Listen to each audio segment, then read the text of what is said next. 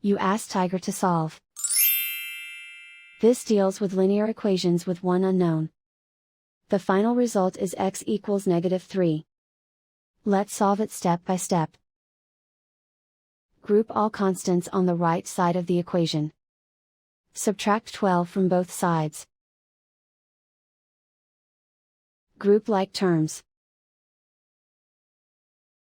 Simplify the arithmetic.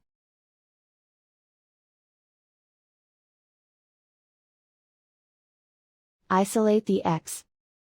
Divide both sides by -2. Cancel out the negatives.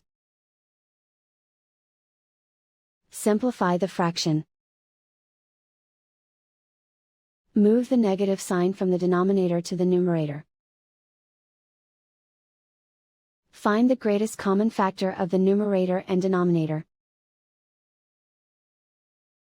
Factor out and cancel the greatest common factor.